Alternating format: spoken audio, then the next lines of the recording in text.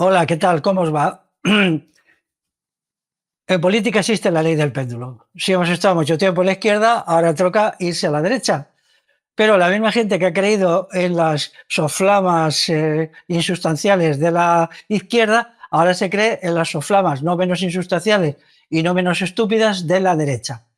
El que los mismos perros sean los mismos perros con distintos collares, es decir, los perros de la izquierda son los mismos que los perros de la derecha y solo cambian el collar y solo cambian el discurso, la palabrería, pues eso parece que hoy no preocupa a la gente. Pero lo que sí es verdad es que cuando antes los modelos a seguir eran Cuba, eran Venezuela, era el marxismo, era todas estas cosas, bla, bla, bla, bla, Lenin, todo esto. Ahora resulta que los modelos a seguir están en la derecha, en la extrema derecha y en el fascismo. Y ahora, como se quiere crear en España un nuevo partido neonazi que permita hacer frente a la crisis social generalizada y ayude al esfuerzo de guerra para la guerra con Rusia y la guerra con China, pues entonces ahora asistimos, por la ley del péndulo, a un golpe pendular hacia la derecha y un aumento ilimitado, prácticamente ilimitado, de fuerzas que se dedican a defender a Hitler, a defender a los nazis y a contar las cosas más estúpidas y más mentirosas que se puedan imaginar sobre el Partido Nacional Socialista Alemán, que era como se llamaba a los nazis. En esta intervención oral mía, lo que voy a hacer es poner los puntos sobre las IES y explicar qué fueron realmente los nazis, por qué son nazis y qué debemos hacer frente a ellos. Por lo tanto, es una intervención informativa, explicativa, que te va a proporcionar, amigo que estás viendo y escuchándome, o amiga que estás viéndome y escuchándome, los elementos para denunciar y oponerte a estos nazis que cuentan las mentiras más increíbles sobre lo que fue Hitler y lo que fueron los nazis en Alemania y también los que fueron sus aliados, como es Franco en España, Mussolini y luego muchos regímenes, por ejemplo, militares en Iberoamérica que aplastaron a la gente de allí. Así pues, el título de esta charla será Los nazis. Lo podéis ver en la portada ya, ¿no? Son los nazis, liberticidas, criminales e incompetentes. Liberticidas, criminales e incompetentes. Vamos a empezar, por lo tanto, poniendo al personaje en su sitio. Hitler. Hitler era un marginal, era un lumpen, un tío que se creía que sabía pintar o que se creía un artista, bueno, todo eso, ¿no? Él participó como cabo en la Primera Guerra Mundial y cuando Alemania se rindió a los aliados en el otoño de 1918, pues él quedó sin trabajo. Y lo que hizo fue colocarse como mercenario del Alto Estado Mayor, él y miles, que eran enviados a las calles para hacer propaganda a favor del capitalismo, a favor del Estado, con un patriotismo de muy baja calidad, para intervenir en la crisis social que hubo en Alemania en esa época. En esa época incluso llegó a haber una insurrección popular armada, la de los espartaquistas, que tuvo lugar en 2019, dirigida por Rosa Luxemburgo y Karl Liebknecht. El ejército alemán formó lo que se llamaron cuerpos libres, eran cuerpos de mercenarios, que dieron muerte pues, a varios miles de espartaquistas y entre ellos a estas dos personas citadas.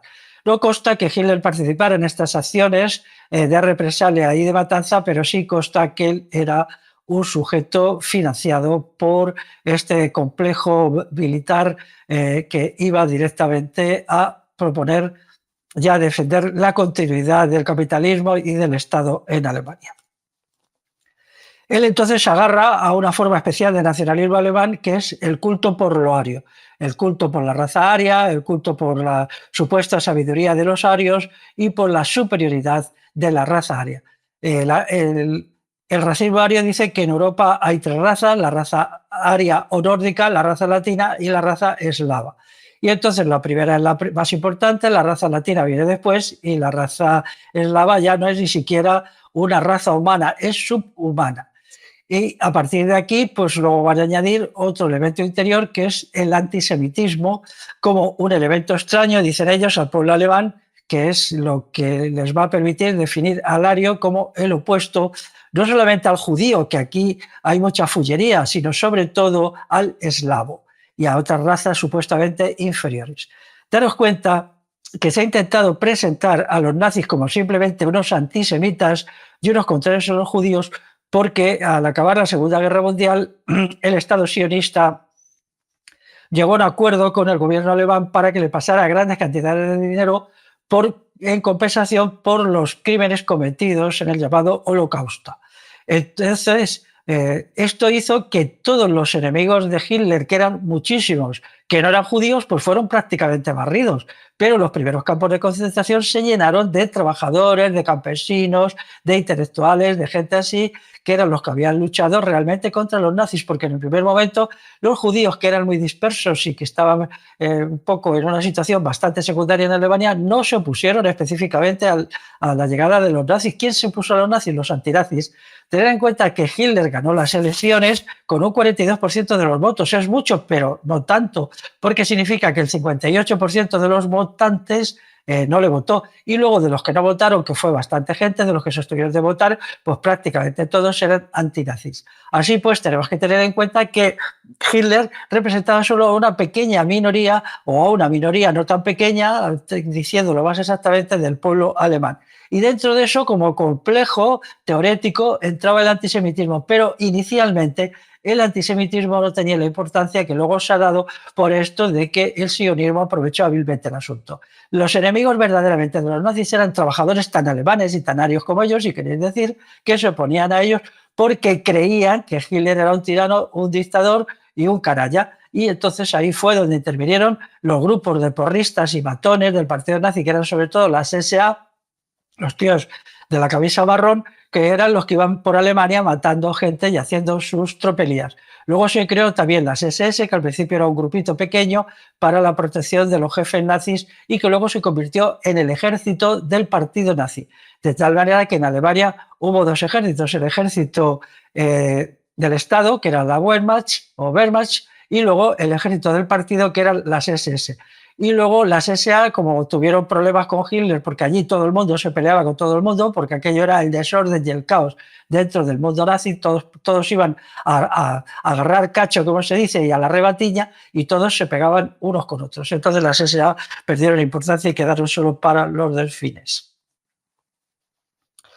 Hitler expresa sus ideas en Mi lucha. Mi lucha es un texto banal, aburridísimo. Yo recuerdo que me aburrí. En realidad no dice nada, es una colección de tonterías que le escribió, pues, que dicen que los judíos son muy malos, que Alemania tiene que ser una gran potencia mundial, que el ejército es maravilloso. 3 o 4 simplezas y boberías que no tienen ningún valor. Demuestra la indigencia intelectual de Hitler y de los nazis. Por favor, leerlo para que veáis los memos y lo ignorantes que son, ¿no? Hay muchas traducciones al castellano y lo podéis encontrar incluso en cualquier biblioteca, pero sí os pido que lo leemos.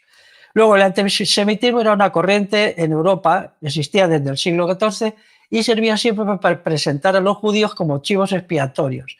Es decir, los judíos eran los chivos expiatorios, ya el poder, el Estado no era el mal, sino que eran los judíos. Y entonces se perseguía a los judíos y no se perseguía a quien se debía perseguir, no se debía perseguir al Estado, a las instituciones del Estado, y se introducía un elemento de racismo verdaderamente repugnante, porque, claro, todos los seres humanos, pues somos seres humanos, ¿no?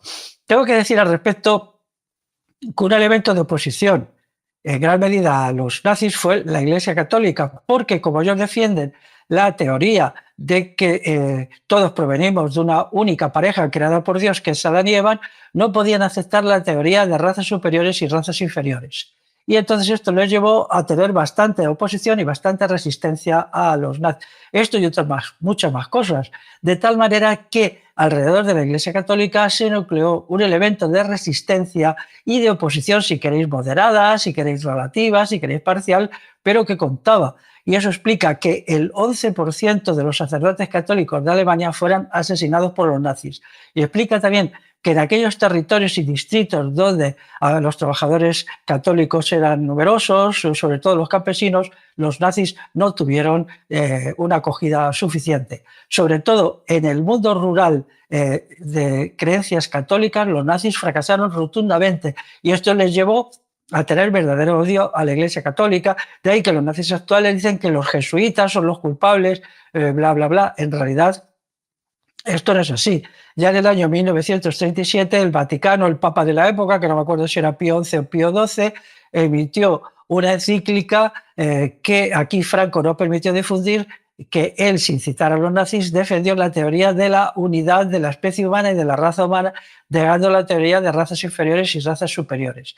Aunque esta encíclica no cita explícitamente a los nazis, sí refuta sus teorías. Y esto, bueno, tampoco hay que exagerar la importancia que tuvo, pero tuvo importancia. Por lo tanto, en Alemania había muchas fuerzas y muchas corrientes de oposición que estaban en contra de los nazis, y no solamente los judíos. Esto es una cuestión que tiene que quedar clara desde el principio, porque si no, no lo vais a entender. El anticomunismo era una corriente fuerte, es comprensible. Los comunistas estaban haciendo verdaderas atrocidades y entonces la gente pues tenía miedo. Pero había al mismo tiempo partidos comunistas importantes. El Partido Comunista de Alemania era bastante numeroso e importante, pero no tenía sustancia ni tenía nada. Y intentó hacer frente a los nazis y los nazis se lo merendaron en nada. Era un partido verdaderamente sin organización, sin fuerza, sin vitalidad, sin nada. Igual que pasó con el Partido Socialista Alemán, que además, entre bambalinas, colaboró bastante con los nazis, y hay algunas frases de Hitler en algunos de sus discursos que manifiestan simpatía hacia los jefes de la socialdemocracia alemana, que por cierto son los antecedentes del Partido Socialista Alemán, que es el que ha dirigido siempre el PSOE español. Estas cuestiones hay que tenerlas en cuenta también para que veáis cómo son las cosas. Bueno, a partir de grupos y grupitos, en los años 20 se crea por fin el partido nazi, cuyo verdadero nombre es Partido Obrero Nacional Socialista Alemán. Es decir, Partido Obrero, daros cuenta, Partido Obrero Nacional Socialista, quiere decir que era un partido patriota, un partido nacional, pero socialista, y que era alemán. ¿Eso qué quiere decir? ¿Qué significaba nacional? Pues significaba ario, y socialista significaba exactamente que era estatista, es decir, quería promover el socialismo de Estado, o sea, el capitalismo de Estado, como corriente decisiva en la cuestión de la época. Hitler, cuando ya ha hecho de mercenario del Estado, que le pagaban una cantidad por ser agitador y tal, pues es elegido. Dicen que por sus dotes oratorias, a mí no me consta que Hitler fuera un gran orador, era una persona que no tenía cultura suficiente ni para eso ni para nada, pero puede ser, yo no sé alemán, a mí lo que me parece que era un hombre que hacía el mismo discurso. Yo he procurado leer los discursos de Hitler y todo era el mismo discurso, que los hacía de una forma muy autoritaria y muy gritona, y que no tenía nivel para ir más allá. Las cosas que conocemos de él, la parte de Mi lucha, la transcripción de las parrafadas que él se tiraba delante de sus invitados a cenar, pues son aburridísimas, triviales, simplonas y tontas. Y tenemos muchos testimonios de quienes iban a cenar que decían que se aburrían muchísimo, que se dormían, pero claro, como era el capo, como era el jefe, pues tenían que aguantar allí hasta que él a las 3 de la madrugada decía, bueno, adiós, me voy a dormir. Lo que hacía Hitler sobre todo era ver películas. Fijaros, él decía que odiaba mucho a Estados Unidos, ¿no? Pero él todo el cine de Hollywood, traducido al alemán, por supuesto, se lo conocía, y era casi todas las noches se ponía su película, tenía una sala de proyecciones y se tragaba todos los bodrios y toda la basurilla que fabricaban en Hollywood de la época. Qué contradicción, ¿verdad? Pero es que el pobre hombre no daba más de sí, su nivel de lecturas era bajo y él nunca tuvo cultura suficiente para nada. Hay que decir que el programa y el proyecto del Partido Obrero Nacional Socialista Alemán está copiado del de Mussolini cuando escribió el Partido Nacional Fascista Italiano. Es decir, él hizo el Partido Nacional Fascista, que lo hizo, a ver si no fallo, en 1921, y entonces el Partido Nacional Fascista es el que le sirve de modelo a Hitler. Él ni siquiera inventó el sistema nazi, lo inventó Mussolini, pero Mussolini lo inventó a partir de la actuación de los bolcheviques, sobre todo de Lenin y Trotsky, sobre todo de Trotsky. Trotsky es el gran fascista de la izquierda, el gran fascista, el gran monstruito, y entonces pues Mussolini, que durante mucho tiempo había sido militante o jefe del Partido Socialista Italiano, pues dijo, mira, qué bonito, pues yo también quiero ser un gerifalte, un jerarca y tal. Y aprovechando la gran crisis que vivió Italia después de la Primera Guerra Mundial, pues ocupó el poder y montó su dictadura unipersonal, una tiranía tremenda, ¿no? El antisemitismo en Alemania siempre había sido fuerte, y entonces pues los nazis lo incorporaron a su proyecto ideológico, pero en la época tuvo una importancia limitada. Solo a partir de 1937-1938 se hizo fuerte. ¿Por qué? porque los judíos no solamente eran internados, es que las cosas se explican mal, no solamente eran llevados a campos de concentración, sino se les despojaba de sus casas, de sus propiedades, de sus bienes, y esto eran subastados, se lo apropiaba el partido nazi y era subastado entre sus militantes. Entonces, claro, era muy bonito ser militante del partido nazi, que por 4 monedas te quedarás con la casa de un vecino tuyo que era judío. Y entonces la gente desalmada y sin corazón, pues se hacía muy rica y se lucraba con los despojos de los judíos. A ellos, pues a veces se les metía en campos de concentración y otras veces no, se les echaba al arroyo. Muchos judíos sobrevivieron y hicieron trabajos ínfimos. Y entonces, pues el antisemitismo tenía esta cara sórdida, cruel y terrible. Pero también había muchísima gente que consideraba indigno todo ese proceder. Y mucha gente se hizo antinazi cuando vio cómo le robaban los bienes a su vecino de abajo, que eran unos señores judíos que llevaban allí viviendo toda la vida. Esos bienes se los quedaban unos sinvergüenzas, por ejemplo, de las SS, y a los judíos les enviaban a vivir en la miseria y en la calle. Esto indignó a muchísima gente, católicos, protestantes, ateos, creyentes, no creyentes, y vieron a los nazis como lo que eran, una pandilla de sinvergüenzas y de golfos que se hacían ricos a partir de unas determinadas actuaciones políticas. Y esto va a tener mucha importancia porque esta gente, cuando ellos o sus hijos fueron llevados al ejército, fueron con muy poco entusiasmo y muy poco interés. Y la insubordinación, la resistencia a los oficiales, el ataque a oficiales, el sabotaje dentro del ejército nazi alemán fue importantísimo, tuvo una importancia enorme, y eso fue uno de los factores principales que llevaron a la pérdida de la guerra por parte de Hitler. O sea, que daros cuenta cómo ciertas cosas se vuelven contra quien las hace. De eso hay una ley que es la ley de la acción y la reacción. Igual sucedió con la persecución de trabajadores que a lo mejor estaban en sindicatos, algunos sindicatos libres, otros socialistas, otros comunistas, y que también eran apoleados y torturados. Y claro, pues los vecinos, sus familiares veían que eso era indigno y era miserable. Una gente, porque estaba simplemente en un sindicato, porque se había sindicado para defender sus intereses, eran esperados a la puerta de las fábricas y masacrados, acuchillados, con navajas por las SA, por las SS, o gente, campesinos también, que defendían pues unas mejores condiciones de vida, unos sistemas de vida mutua. Pues allí llegaban las hordas de las SS y las SA y se dedicaban a apalear a la gente en los pueblos, a robarles el ganado, a matarles el ganado, todo esto.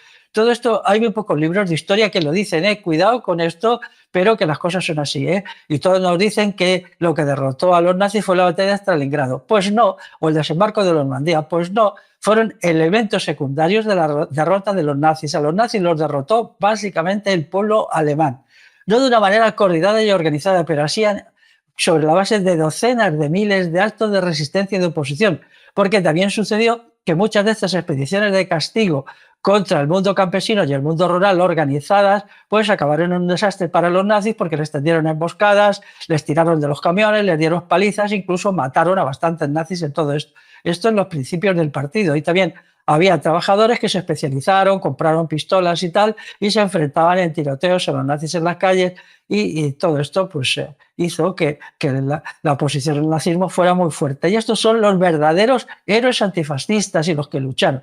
Y luego la cuestión de los judíos, pues también hubo judíos que lucharon, pero fue una cuestión menor y secundaria que se inventó luego. Se dice que la historia de Alemania en esta época es una historia escrita por los vencedores. Los vencedores no escribieron mi lucha, ese bodrio, esa tontería, pero si es una cosa para subnormales. Eso, bueno, perdón, a los subnormales es una cosa para gente muy débil mental. ¿Por qué no lo leéis y veis el grado de indigencia intelectual que tenía el libro estrella que Hitler se hizo de oro, porque consiguió que a cada pareja que se casaba, os voy a contar algunos chismes, el ayuntamiento correspondiente le regalaron un ejemplar de mi lucha, con lo cual el señor Hitler, el muy golferas, consiguió que vender millones de ejemplares, de los cuales él se lucraba como autor. Es decir, por cada una de las ventas se le correspondía probablemente un 20% del precio del libro, que iba a ir a él como autor. Y él sumaba, sumaba y sumaba. Daros cuenta, qué negocio, a que sí, a que sí. Y claro, como se casaba gente, incluso creo que luego se hizo los bautizos, se hizo todo, vamos, que te tenías a un bar a tomarte un café y tenías que comprar el libro Mi lucha de Hitler, y Hitler, pues ya sabes, se llevaba el 20% del precio. No, en el caso de los ayuntamientos, eran los ayuntamientos los que estaban impuestos, tenían que comprarlo con los impuestos de todos. Entonces,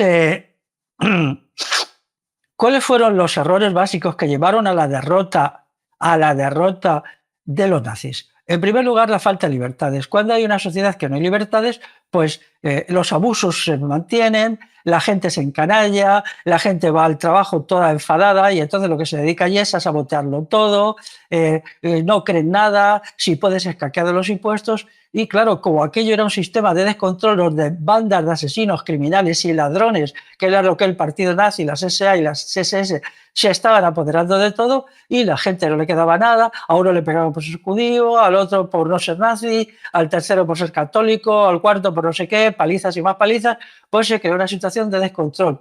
Y entonces los periódicos se convirtieron simplemente en escaparates de propaganda. Las radios igual, ya la radio en la época era muy importante, era casi hoy como la televisión, ¿no? Y la gente pues ya llegó a no creer en nada y se organizaron muchos grupos de resistencia y oposición.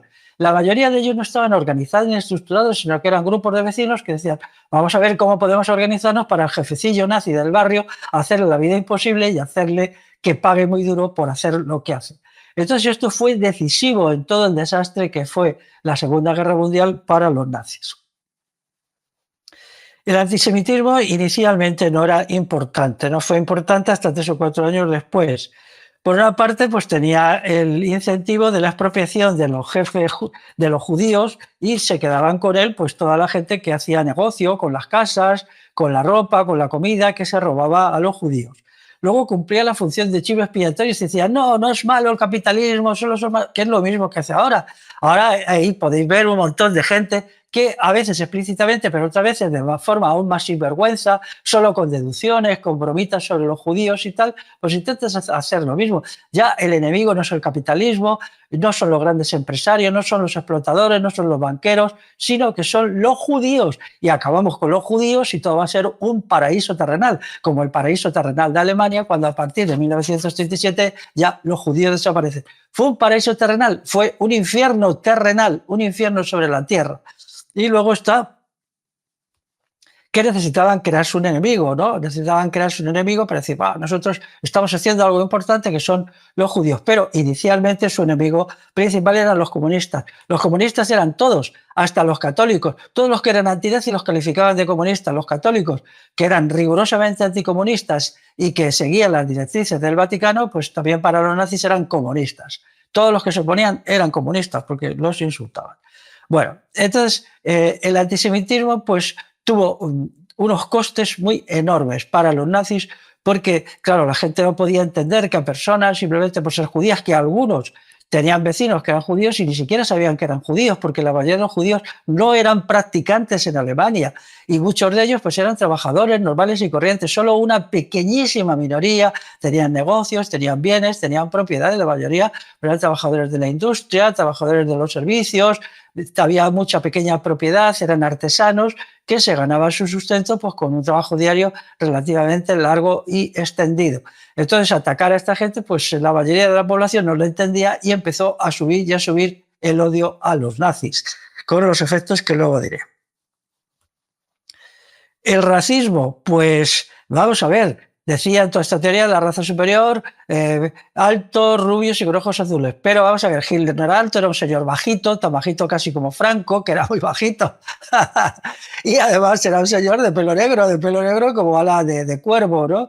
Entonces, ¿qué tenía que ver este fulano con la raza aria que él predicaba? Pues nada. Pero todavía era peor el ministro de propaganda, Goebbels, que tenía por de nacimiento un defecto en una pierna, que era un señor bajito y de aspecto agitanado. Agitanado, eso lo dicen los que le describían en la época, los periodistas extranjeros, y este señor parece más bien un bailarín de flamenco, un gitano español, que un de la raza aria, y era, sin embargo, el racista número uno que escribía los panfletos más espeluznantes sobre las maravillas y prodigios de los rubios altos y de ojos azules, lo que él no era, ¿no? Y luego, bueno, pues casi todos eran tipejos de estas características que no cumplían el estándar. Si cogemos el estándar racista, ¿no? Si cogemos a los 30 o 40 nazis prominentes, yo creo que las 3/4 partes de ellos ni se acercan siquiera a los estereotipos sobre la raza, lo cual demuestra que los estereotipos son siempre con una estupidez, ¿no? Otro problema que creó muchas risas y muchas burlas era su alianza con Japón. Claro, resulta que los campeones de la raza aria y de todo esto se alían con unos, como ellos le llamaban, monos amarillos, ¿no? Los japoneses, para los racistas, eran monos amarillos. Y también resultó que estos supuestos monos amarillos habían demostrado más capacidad tecnológica, más nivel organizativo y más disposición en el campo de combate que los super machotes arios. Y también esto, pues también fue objeto de chanzas y de cachondeo y de muchísimos chismes, porque no veas tú el daño que le hizo a la propaganda nazi, todos los chistes y cuchufletas que se hacían sobre las tonterías de su ideal. Si uno se busca un ideario que es irreal, fantasioso y estúpido, pues no le puede extrañar que no haya luego correspondencia con la realidad, ¿no? El conflicto con la Iglesia Católica también fue fuerte y con otros credos protestantes.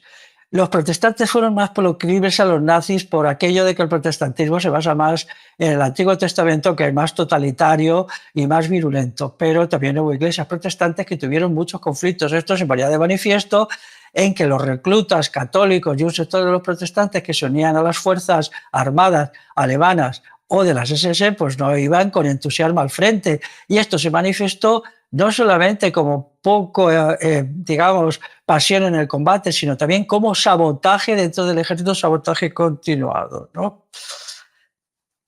Entonces, estas cuestiones, si no se entienden, no se comprende la inconsistencia e insustancialidad de la ideología nazi y por qué ellos perdieron la guerra. El tercer error suyo, o el cuarto más bien, es que en su incomprensión de que la época del colonialismo había terminado. Eso se puso de manifiesto, por ejemplo, cuando Estados Unidos intenta hacer de Filipinas una colonia después de quitársela a España, y entonces ven que eso no es posible, que la resistencia filipina era tan fuerte que aquello no se podía mantener y que era mejor acudir a categorías neocoloniales. Lo mismo sucedió cuando se vio que España no era capaz de controlar el pequeño cachito que le tocó de Marruecos con criterios colonialistas, y entonces eran necesarios que se impusieran criterios neocolonialistas. Entonces todo esto llevó directamente a que bueno, pues se cometieran errores enormes en los países del este. En los países del este, como intentaron la conquista directa y el establecimiento de gobiernos militares, hicieron que las élites locales, que en principio estaban muy de acuerdo con colaborar con ellos, sobre todo en Ucrania, claro, como ellos estaban verdaderamente desesperados por la dominación rusa soviética, pues pensaron que con los alemanes iban a estar un poquito mejor. Y una parte de las élites ucranianas recibieron con cierta simpatía, no diría que mucha, a los conquistadores alemanes. Esto se tenía que haber convertido en un gobierno ucraniano supervisado por Alemania, pero esto no se quiso hacer. Hubo una minoría dentro del partido que dijo que era la única manera de controlar los amplios espacios del este, allí en la llamada Rusia Blanca, en Estonia, en los países bálticos y también en Polonia. Y que esos gobiernos no podían ser simplemente títeres, no podían ser grupitos directamente a la fuerza del gobernador militar alemán, sino que tenían que tener una propia entidad y tal, lo que es el sistema neocolonial. El sistema neocolonial es esto. Entonces se encontró que los alemanes no tenían fuerza suficiente para controlar los países del este, los territorios del este, que son enormes, pero al mismo tiempo no pudieron movilizar a fuerzas propias de allí porque los despreciaban y porque los trataban como lo que ellos decían, le llamaban Undermensch, que significa subhumanos. Entonces, claro, los subhumanos no estaban muy contentos y muy felices de colaborar con unos sujetos que les despreciaban y les trataban como animales. Esto llevó a una generalización de la guerra de guerrillas en los territorios del este que fue tremenda. La guerra de guerrillas que en los territorios del este fue más importante que la batalla de Stalingrado, más importante que la batalla de Kursk. Fue lo que destruyó a los nazis porque la gente que se sentía humillada, despreciada, insultada, agredida, robada por las tropas alemanas de ocupación, algunos se callaban y se aterrorizaban, pero otros se echaban al monte, formaban unidades militares y se ponían a disparar contra los propios alemanes. Y llegó un momento que era imposible controlar todo eso. De tal manera que dice, Alemania controló el este europeo, antes controlado por la Unión Soviética. No, no lo controló, solo controló las grandes ciudades y las vías de comunicación y algunas áreas industriales donde ellos fabricaban armamentos. Todo lo demás era imposible de controlar. porque allí se llegó a ver unos ejércitos partisanos divididos en grupos de 200, 300, 400, 1000 hombres y mujeres, porque las mujeres fueron muy activas en la lucha, que eran capaces de sabotearlo todo. Por ejemplo, si los nazis querían requisar ganado para alimentar a sus tropas, tenían que mandar 20.000 hombres a requisar ganado, que si ellos hubieran hecho el sistema neocolonial, los mismos colaboracionistas los habrían requisado por ellos y ellos le hubieran entregado el ganado únicamente para sacrificarlo y alimentar a sus tropas. O sea que desde el punto de vista de la eficacia y no digamos ya de la moralidad, los nazis fueron unos incompetentes y unos chapuceros absolutos y se derrotaron a sí mismos en el este de Europa. Sobre esto se ha escrito poco, pero hay algunos testimonios, sobre todo basados en cartas de soldados alemanes, incluso en diarios de gente que estuvo allí, luego volvió a su país y al acabar la guerra lo publicó, donde cuentan que aquello era tremendo, que podías tardar un mes en hacer un viaje en tren cuando te daban permiso para volver a tu casa. A los soldados hay que darles permiso porque si no se vuelven locos. Entonces, 3-4 meses en el frente y luego te mandaban a tu casa en Alemania un mes a lo mejor. Y en ese mes, bueno, ese mes se lo pasaban prácticamente en los trenes porque el sabotaje a las comunicaciones y los ataques contra los grupos que volvían a los grupos de alemanes era permanente. Esto es una cuestión decisiva que indica la fuerza de la guerra popular en unas condiciones dadas. La guerrilla y los partisanos que luchaban contra los nazis estaban todos dirigidos por el Partido Comunista. No. Había un sector que sí, otro que eran nacionalistas ucranianos, o nacionalistas polacos, o nacionalistas lituanos. Y luego había un tercer sector que se desentendía de toda política, que no estaba ni con los nacionalistas, ni con los rusos, ni con nadie, que lo hacían simplemente porque habían entrado en sus casas, les habían vejado, les habían robado, habían hecho actos horribles y asquerosos de violación de mujeres. Y entonces ellos lo que querían era tomarse la justicia por sus manos, vengarse. Y con esta política de la raza de los señores, esta gilipollez de un protonazi intolerable como es Nietzsche, pues lo que hicieron fue cavar su propia tumba, ¿no? Entonces, ¿y el Frente Interior? Pues el Partido Obrero Nacional Socialista Alemán pues llevó a la indigencia a los obreros alemanes. Hizo que estos obreros pues no tuvieran prácticamente más que una cantidad muy pequeña de subsistencia, muy pequeña, y entonces el Frente Interior empezó a resquebrajarse. Cuando empezaron a llegar las notas diciendo su hijo, su marido, su padre ha muerto en el Frente del Este, ha muerto en tal, entonces la gente empezó a decir, bueno, pero nosotros qué ganamos con esta guerra de conquista, y empezó a haber más y más oposición y disidencia y descontrol dentro de las filas del ejército, o sea, de la Wehrmacht y también del ejército del partido que eran las SS, que al principio las SS eran poco, pero luego llegaron a ser un ejército paralelo con sus unidades de carros de combate, su artillería, su todo esto. Lo único que no tuvo fue aviación, que yo sepa, salvo si estoy enterado, ¿no? Y entonces es cuando se acuñó la expresión faisanes dorados para referirse a todos los jerarcas nazis. Le llamaban, claro, estos son faisanes dorados, ellos lo tienen todo, ellos lo expolian todo, se quedan con todo, tienen toda la comida. Les acusaban de beber champán en todas las comidas que traían requisado de Francia. Y entonces se crearon multitud de chistes sobre los faisanes dorados, sobre las estupideces de esta gente, sobre sus maldades, sobre su inmoralidad, sobre su autoritarismo, y alrededor de los nazis se fue haciendo el vacío social, y este vacío social llevó directamente a su derrota en la guerra. El asunto de los faisanes dorados fue suficiente. Muy pocos historiadores lo dicen porque para los historiadores la resistencia popular no cuenta, solo cuenta la acción de los estados. Y como la batalla de Stalingrado fue el Estado nazi alemán derrotado por el Estado ruso comunista, ahí sí, ellos ahí se inventan todo un rollito, pero es que las 300.000 bajas que tuvieron los nazis en la batalla de Stalingrado quizá fue la mitad o la tercera parte de las que tenían hechos por los partisanos y por la guerrilla anualmente. No todos eran muertos, pero muchos de ellos eran heridos o gente traumatizada de que cada día les explotaban 10 bombas al lado por los disparos de francotiradores continuos, todo esto. Así pues, veamos la historia con objetividad, poniendo a las clases populares, al pueblo trabajador, en el centro del análisis histórico, lo que no hace nadie. Lo que no hace nadie, pero yo sí lo hago. Luego, ¿qué eran las élites nazi? Pues eran una pandilla de degenerados. El mayor y primer degenerado era Hitler. Hitler era un polidrogadicto. tenemos los informes que se cogió después de lo que tenía su médico personal. Él se metía de todo, se inyectaba de todo, tomaba toda clase de productos.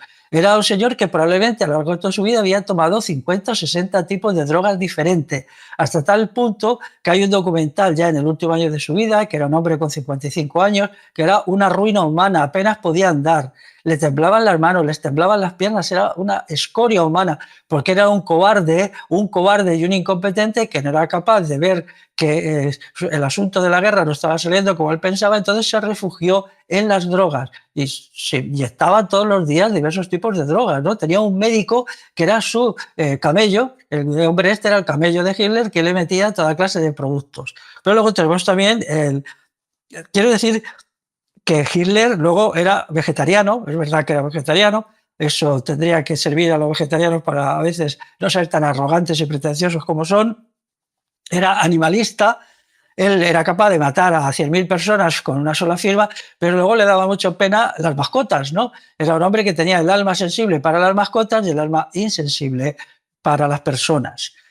Y luego, pues era astemio también. Bueno, pues era astemio, sí, pero claro, como él se pinchaba toda clase de productos, pues ¿para qué necesitaba el alcohol? Pero la inmensa mayoría de los nazis eran alcohólicos, alcohólicos perdidos. Alcohólicos son unos niveles que es difícil de entender. Muchos de ellos, sobre todo los que se dedicaban a la carnicería y a las matanzas, es decir, a las matanzas en el sentido de matar personas y tal, pues ellos eran personas que necesitaban 2 o 3 litros de aguardiente, de los tipos de aguardiente que se hacen en Alemania para poder funcionar día a día.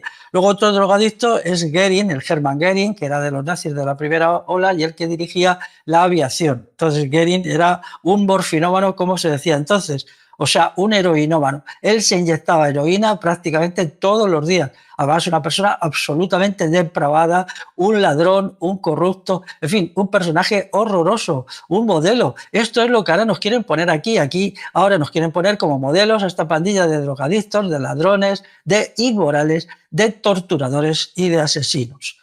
Luego estaba Goebbels, el hombre este de aspecto agitanado, que era un violador de mujeres. Él se valía de su poder inmenso en el Ministerio de Propaganda, pues para violar y abusar de todas las mujeres que salían en las películas de la época. En fin, terrible. Hay testimonios terribles de lo que hacía este sujeto y sus ayudantes en el Ministerio de Propaganda.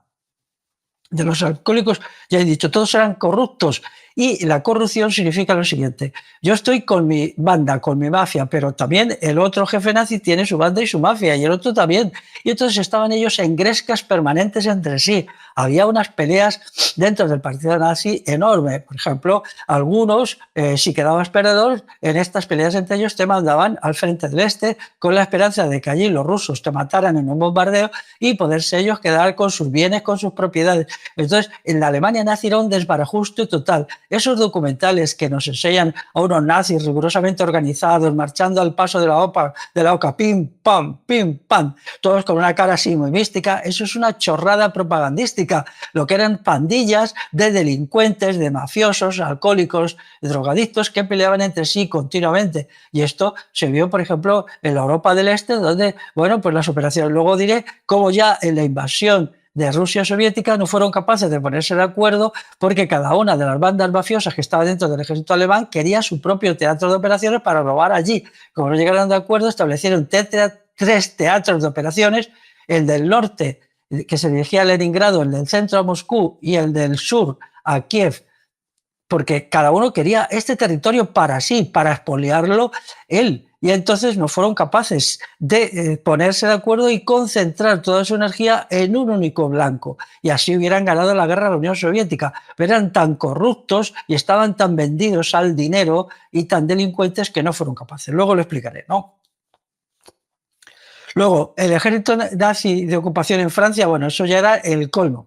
Las orgías, las bacanales, las borracheras, todo esto fue, aquello fue un paraíso. Ellos, vamos, te mandaban por ejemplo, a un coronel le mandaban a Francia y él iba al paraíso, ¿no? Prostitutas, alcohol, tal, dinero, robos, todo, podía conseguirlo todo en la parte de Francia que estaba ocupada por los nazis, que había otra parte que no estaba ocupada, que se dejó un gobierno títere de Vichy. Ahí, fíjate tú, ahí se fueron relativamente inteligentes, porque al no ocupar toda Francia necesitaban tener tantas tropas en Francia, ¿no?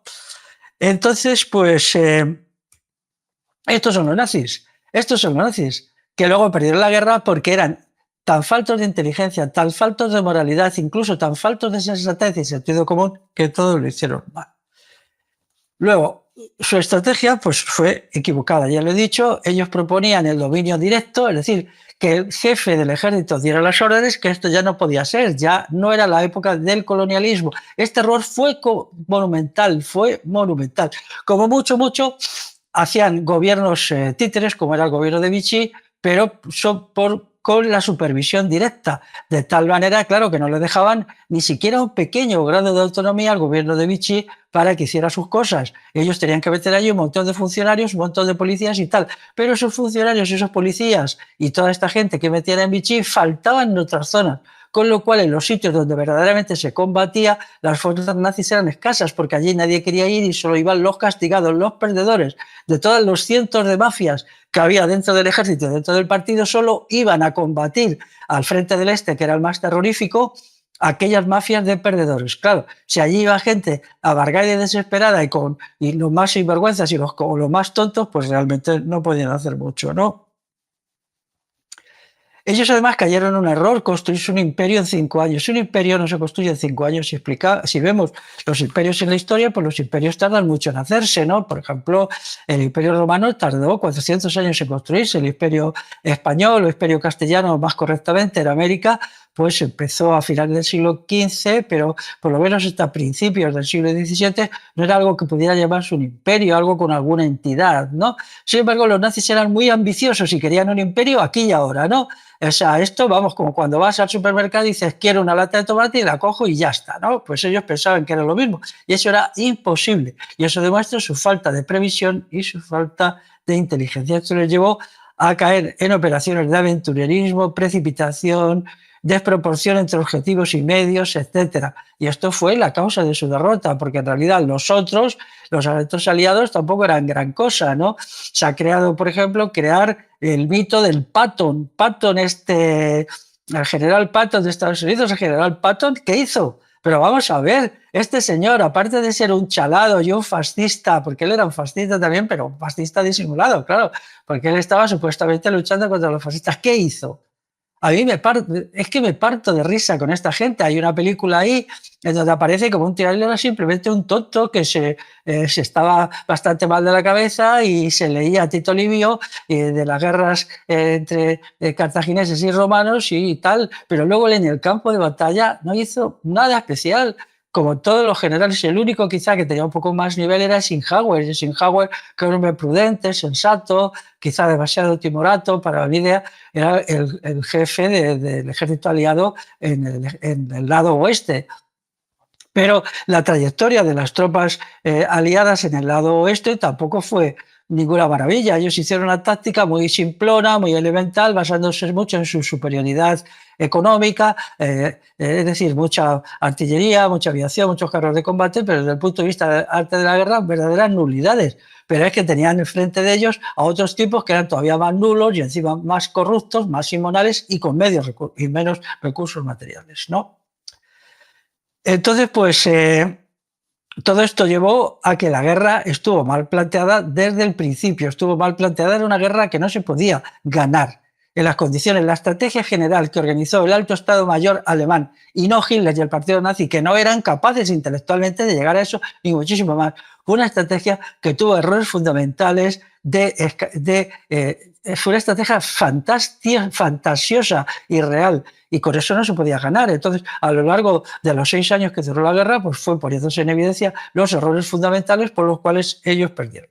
Vamos a ver, por ejemplo, los múltiples teatros de operaciones. Si se tiene una guerra, no se distribuyen las tropas, que siempre son limitadas, los recursos militares y la infraestructura que tengas de armamento y tal, no se puede distribuir entre 11 teatros de operaciones diferentes, porque entonces no puedes conseguir en cada uno de ellos la superioridad suficiente para triunfar.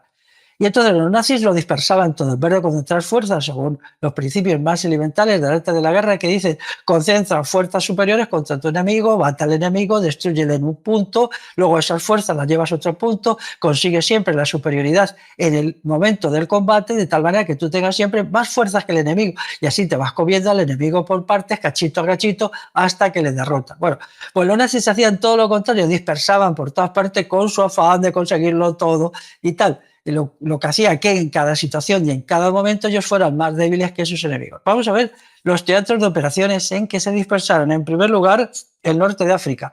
Para mí fue un error fundamental, porque en el norte de África ellos no podían conseguir nada y lo que hicieron fue que ahí se desangró completamente Italia. Italia se desnucó, por así decirlo, como potencia imperialista débil, pero potencia de segunda mano, que fue la que luego ya no pudo mantenerse en la batalla, ¿no? En la batalla, pues luego ya después, a partir de que en 1942 los ejércitos del eje, es decir, alemanes e italianos, son derrotados en el norte de África, Italia ya está perdida, ya solo podía esperar la invasión de su territorio y por lo tanto su anulación como fuerza combatiente. Bueno, pues en África, luego en Rusia, se dispersan en Rusia, pero además en Rusia se dispersan. Daros cuenta que sin estar vencida, Inglaterra, que ni mucho menos estaba vencida, Inglaterra seguía haciendo una guerra marítima y una guerra aérea muy activa contra Alemania, resulta que quieren invadir la Unión Soviética. Pero allí el plan de invasión, que es de junio de 1941, se dispersa a su vez entre tres frentes. No son capaces de llegar a un acuerdo si el golpe principal, es decir, donde concentrar mayor cantidad de fuerzas y de recursos tenía que ser conquistar Moscú, o sea, el centro del teatro de operaciones, si tenía que ser el norte, que era Leningrado, o tenía que ser el sur, que era la zona de Kiev, Ucrania. Entonces, como en las peleas entre las mafias que había en el alto Estado Mayor alemán no llegaron a un acuerdo y Hitler era una figura puramente retórica al que le mandaban a hacer gárgaras en cuanto querían, pues se deciden, ni más ni menos, que hacer tres teatros de operaciones a la vez, con lo cual en ninguno de ellos consiguieron las fuerzas necesarias para vencer al ejército soviético. Esto es el colmo de la estupidez, porque ellos ¿qué querían? Conquistar Moscú, pues entonces tenían que haber puesto a los otros dos ejércitos a la defensiva, haberles quitado entre la mitad y las 2/3 partes de sus tropas y recursos y haber concentrado todas esas tropas y recursos en el punto central para tomar Moscú, si querían eso o si querían otra cosa. Es decir, siempre tiene que haber un golpe principal y una concentración de tropas en ese golpe principal para destruir al enemigo ahí. Y luego dejar otros teatros de operaciones secundarios como blanco secundario para controlar al enemigo, entretenerle, impedir que se concentre fuerzas en el aspecto defensivo, etc. Pero no hacen eso.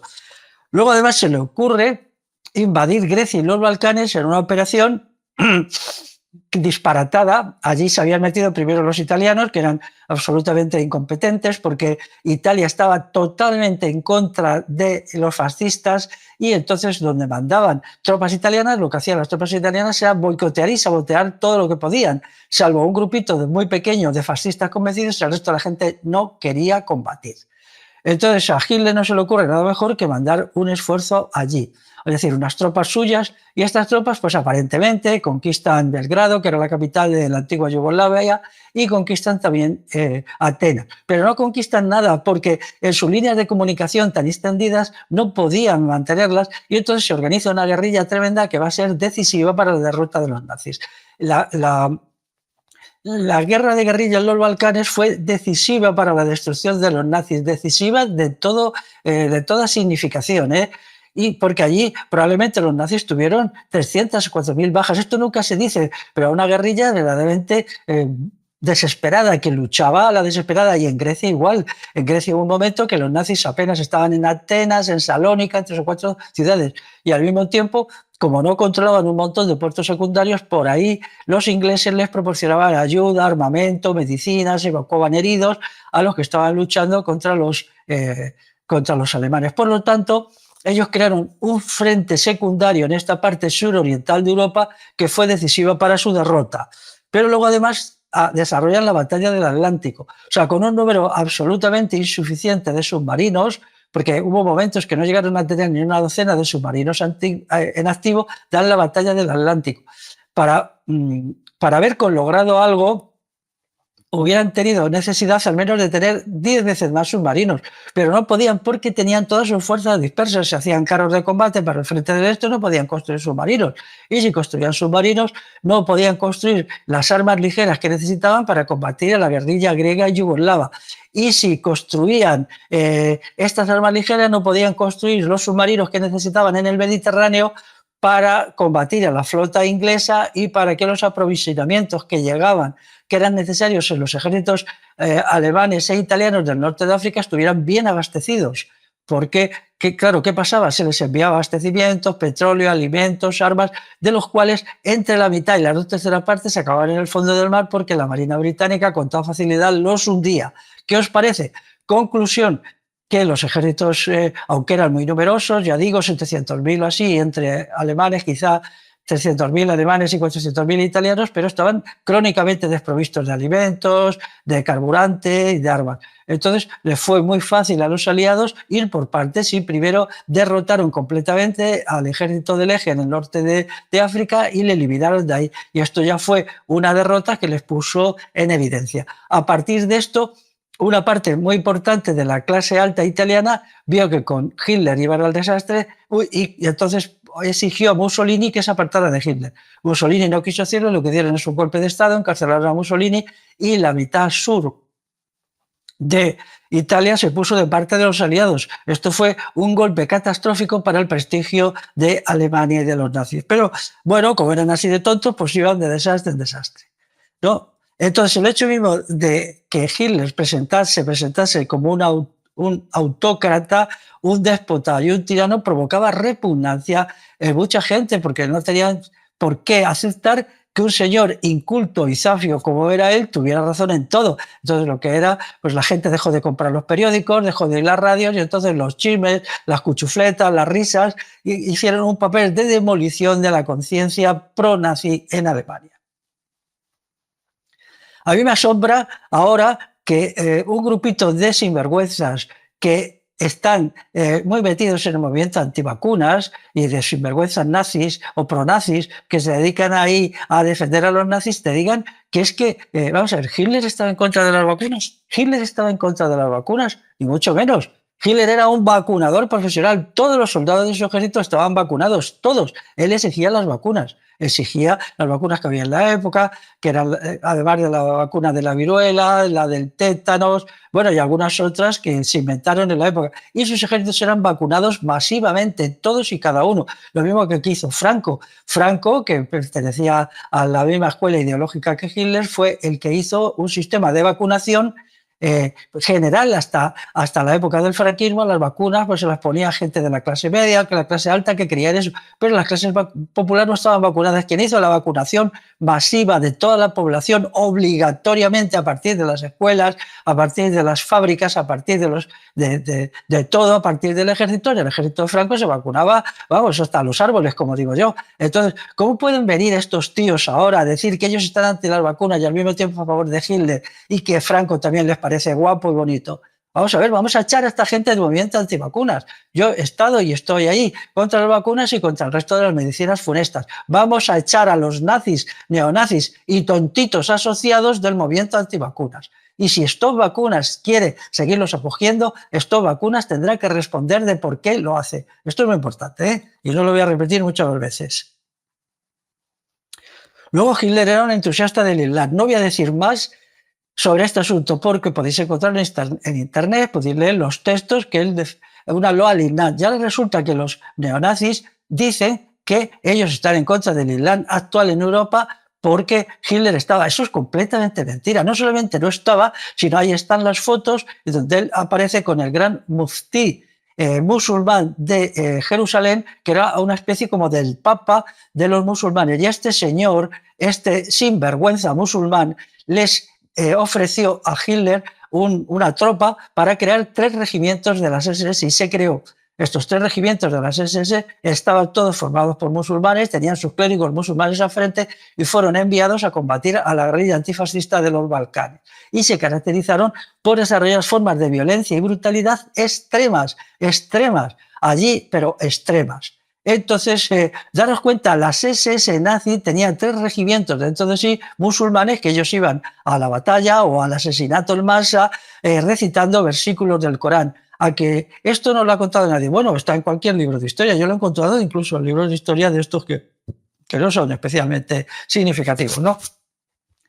Si calculamos unos 8.000 hombres por cada uno de los regimientos, pues son 24.000, 25.000 hombres. Luego había que reponer las bajas. Las bajas eran importantes porque las guerrillas de los Balcanes se lanzó contra ellos, les tenía una rabia y un odio tremendo porque eran bandas de los peores asesinos. Y entonces les hizo muchas bajas. Entonces, inicialmente eran 25.000 combatientes, pero pudieron tener unos 15.000 reemplazos. Entonces, daros cuenta que 40.000 musulmanes fueron armados y entrenados por los nazis para combatir al antifascismo. Y esto es la realidad. Y luego, pues no tenía nada más que ver que Hitler era un entusiasta de Al-Ándalus, por ejemplo, decía que eran unos caballeros maravillosos y bueno, pues todas estas cosas las podéis encontrar, no os voy a dar más esto. Pero vamos a coger a todos estos pronazis que dicen que ellos son anti-Islam y decir, mentira, eso es mentira. Si tú estás a favor de Hitler, estar a favor del Islam. Y eso hay que decírselo al grupito neonazi de tapadillo que hay en Alemania ahora, que se llama Alternativa por Alemania. A mí me parece la falta de ética, incluso la ética más elemental, la forma como utilizan las mentiras y la desvergüenza, aprovechándose de la ignorancia de la gente, en los grupos neonazis actuales ya ha alcanzado el límite máximo. Es el máximo límite al que podemos llegar. Entonces, pero claro, había mucha gente que creía que todo esto del entusiasmo por el Islam, pues cuidado, que podía acabar, ¿no? Había mucha gente de la época que tenía una información más objetiva sobre el Islam que lo que es ahora. Y entonces no estaban nada de acuerdo con este islamismo sobrevenido que le había dado a Hitler y a los nazis. Luego, por cierto, hay que decir que muchos nazis, muchos se convirtieron al Islam y se hicieron musulmanes. Se dice que uno de ellos fue Himmler, este sujeto que también iba de raza aria cuando él en realidad era genéticamente un descendiente de los hunos que habían penetrado en Europa Central en el siglo V. Solo había que verle las fotografías para darse cuenta que él era un descendiente de los hunos y lo que él provenía era la genética de las estepas asiáticas. No tenía nada que ver con los arios, nada absolutamente. Y sin embargo, daros cuenta, defendía la teoría de la superioridad de la raza aria cuando él era pues, simplemente un asiático. Un asiático es tan respetable como un ario, pero quiere decir que esto entraba en contradicción absoluta con sus teorías y con lo que ellos decían.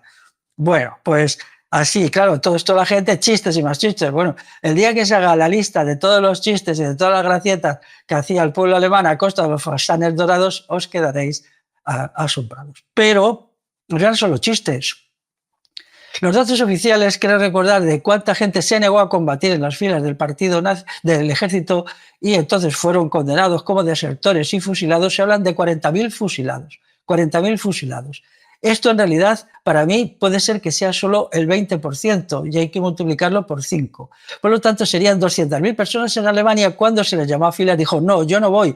Les detenían, les torturaban, les obligaban, decían no, no voy a ir porque la lucha que está haciendo Hitler y los nazis es injusta, es una guerra injusta.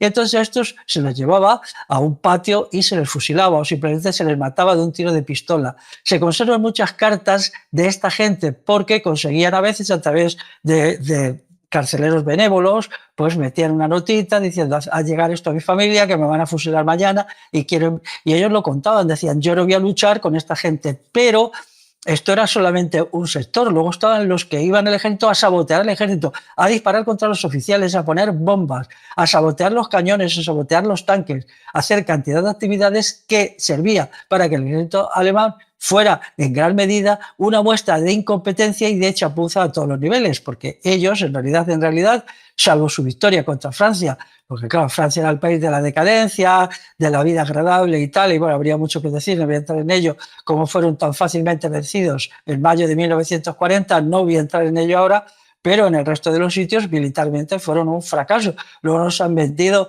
la etiqueta de Rommel, el zorro del desierto. Pues vaya zorro, más que zorro es un zorrito, un zorrete. ¿Qué hizo allí Rommel? Los ingleses se lo merendaron, vamos, fácilmente. Y luego era un mito decir, qué tremendo. Y en Stalingrado actuaron estúpidamente, completamente de una manera estúpida, porque pretendieron hacer un disparate total, que es extender su teatro de operaciones hasta Asia. Eso es otra de las barbaridades, ¿no? Un teatro de operaciones no puede ser tan largo, porque entonces deja los flancos desprotegidos, que fue lo que les pasó en Stalingrado. Ya no tenían tropas suficientes. Y las que tenían muy a menudo era renuente en el combate. Y los oficiales que se afanaban mucho en llevar a sus soldados al combate podían recibir pues un tiro en la espalda, por ejemplo. Y eso hubo muchísimos casos de los que se guarda un silencio absoluto.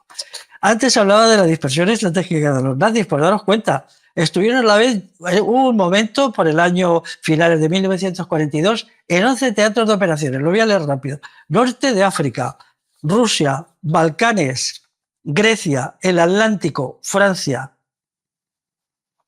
Ofensiva en Asia, Inglaterra, Estados Unidos y guerra en el aire. Me salen 10. Sí, me he equivocado. Son 10 teatros de operaciones.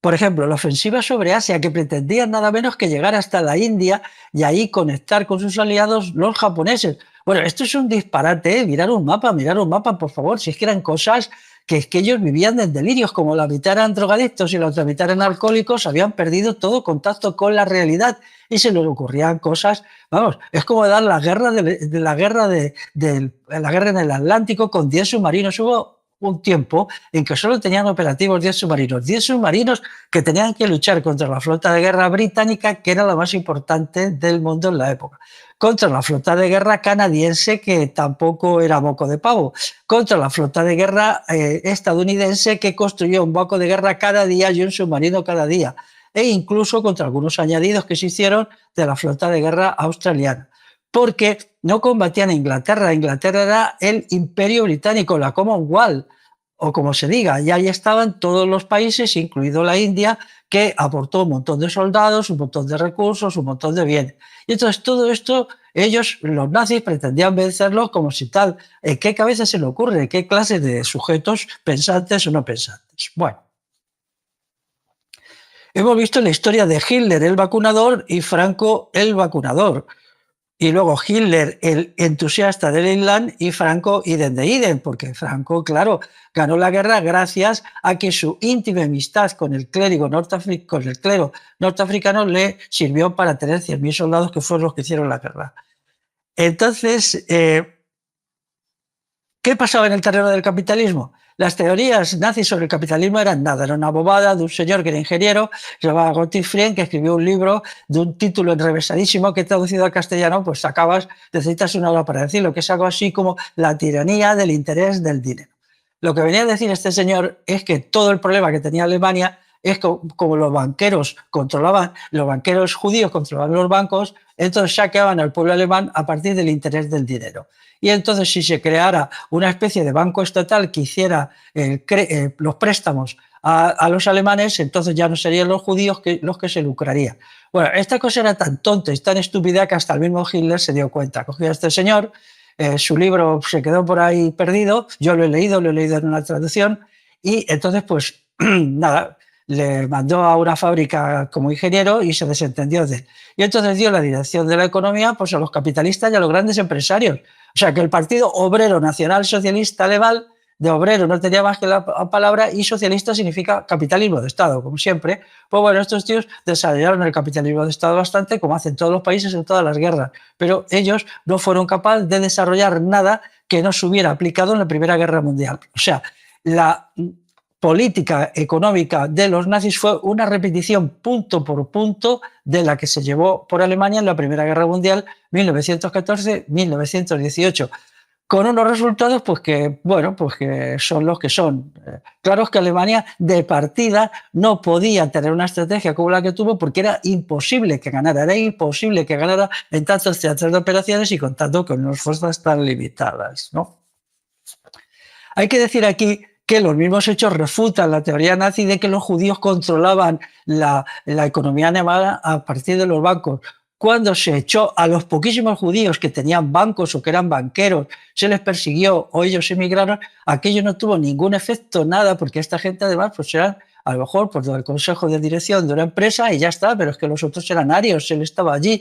Ellos no tuvo ninguna importancia la expulsión de los judíos, ni aumentó la eficacia, ni sirvió para nada. Cero significación. Ellos mismos demostraron que lo que contaban eran mentiras, porque la gran mayoría de los judíos alemanes eran trabajadores modestos que no tenían ninguna influencia económica. Eran trabajadores, muchos artesanos, etcétera, muchos artesanos, zapateros, cosas así. Entonces, gente que qué influencia tenía sobre la dirección de la economía. Y esto también se dio cuenta la gente que los nazis solo contaban mentiras y bobadas que no tenían ninguna referencia. Hay un momento ya en 1943 que está claro que Alemania no puede ganar la guerra, no solamente por la batalla de Stalingrado, sino porque ya entonces se había demostrado que no eran capaces de vencer en el Atlántico, que no eran capaces de vencer en su guerra con Inglaterra, que no eran capaces de vencer a los rusos en el este, que no eran capaces de vencer en ningún teatro de operaciones, que habían sido vencidos y exterminados en el norte de África y que estaban arrinconados y aislados y que en Italia de un momento a otro iba a haber un golpe de Estado, a Mussolini se le iba a enviar a la cárcel y los italianos iban a cambiar de bando. En ese momento, si ellos fueran gente honrada, si tuvieran algún respeto por el pueblo alemán, se hubieran rendido, hubieran dicho, bien, nos rendimos, pero no lo hicieron, no lo hicieron. Pensaron, se montaron fantasías, porque los nazis son Antoñita la Fantástica, pero peor, muchísimo peor, de que iban a montar unas armas secretas que nunca existieron en realidad, fueron unas chapucillas que ellos se montaron con unos cohetes que no había un sistema de dirigirlos y lo único que hicieron fue hacer víctimas civiles en Inglaterra con ellos, pero desde el punto de vista militar su eficacia fue cero, cero, cero.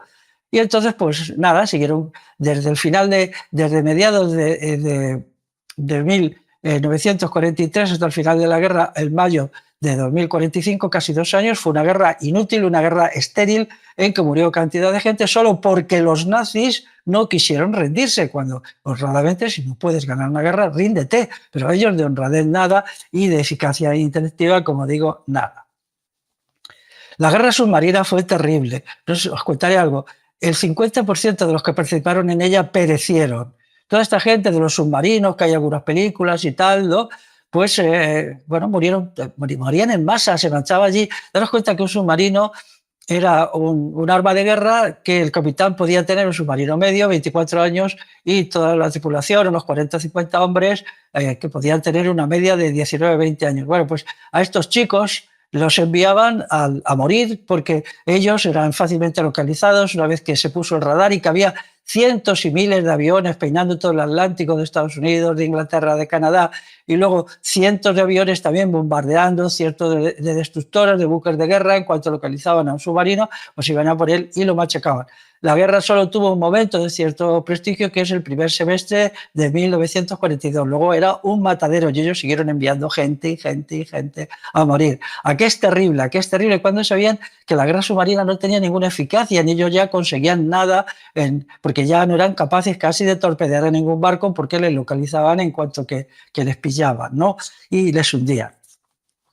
Luego hay que hablar del llamado Holocausto. Vamos a ver. Lo del Holocausto es un invento, efectivamente, del Estado sionista para que le pase grandes cantidades de dinero por sentimientos de culpa el actual Estado alemán. Pero la palabra holocausto pues, no está justificada. En realidad no sabemos cuántos judíos mataron, pero fueron muchos, tanto en Alemania como en los países que fueron contestados. ¿Fueron 6 millones como dicen? Pues no lo sé, probablemente no, fueran menos. Pero es que me da igual, como si mataron a un solo judío. Eso es terrible, porque hay que matar a una sola persona por sus características étnicas o raciales o por lo que sea. ¿Por qué hay que hacerlo?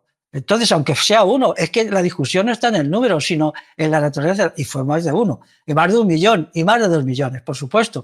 Las matanzas que hicieron, por ejemplo, en los países del este, de países en donde había bastantes judíos, y ellos exterminaron a muchos, pues es que eso es verdad, ¿no? Ahora, que el Holocausto ha sido utilizado con fines torticeros y con fines malvados por el Estado sionista, por supuesto que sí, pero ¿cómo están ahora utilizando los nazis diciendo lo del Holocausto? Es mentira. Es mentira el antisemitismo nazi, es mentira, solo hay que leer Mi Lucha, ¿no? Mi Lucha no lo dice, es mentira que ellos eliminaron a los judíos de la vida pública, les obligaron a dimitir, si eran presidentes de bancos, si eran directores, por ejemplo, de universidades, los hacían dimitir, si eran catedráticos, les quitaban el derecho de enseñar.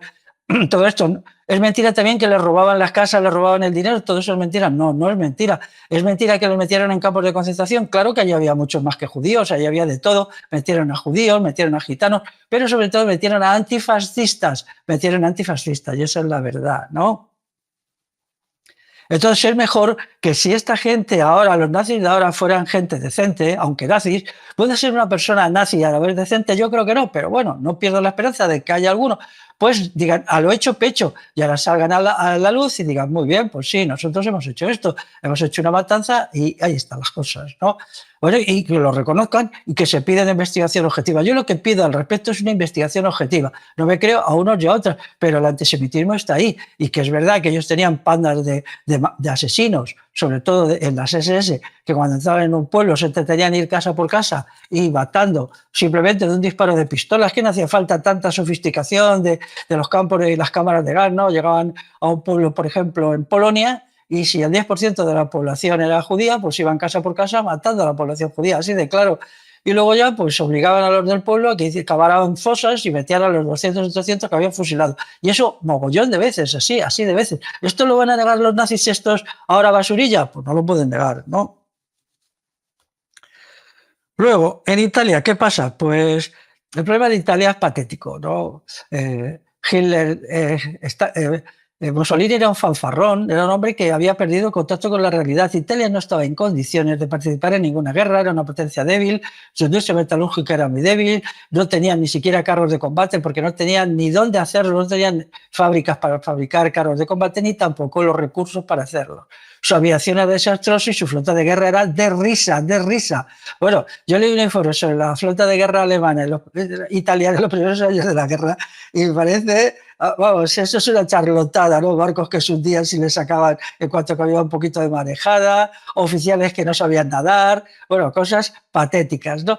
Entonces, en realidad, pues ellos no tenían capacidad combativa. Ya en la guerra de España se habían demostrado como unos incompetentes absolutos, puesto hasta el gobierno, hasta el ejército de la República, que era otra chapuza, les derrotó en la batalla de Guadalajara y les dio una tunda que no veas. Entonces, donde actuaban, perdían. Y entonces, ¿qué pasó? Claro, pues que el ejército italiano se desmoronó. Se desmoronó en el norte de África y también cuando les obligaron a ir a combatir a Rusia.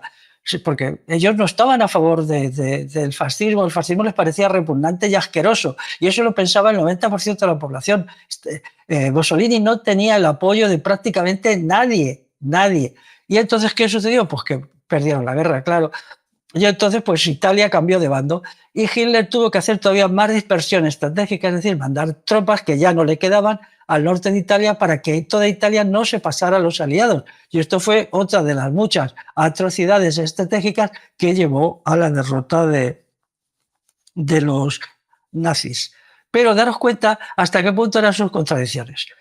Mussolini era un señor en su aspecto muy mediterráneo, era un señor muy moreno, con los ojos negros. Y entonces cuando iba de visita por Alemania, él sabía alemán y iba mucho, pues los nazis puros, ortodoxos de la raza aria, le llamaban negroide, porque decían que era un representante de una raza semidegenerada que era la raza mediterránea, entre las cuales nos incurrimos los habitantes del Estado español.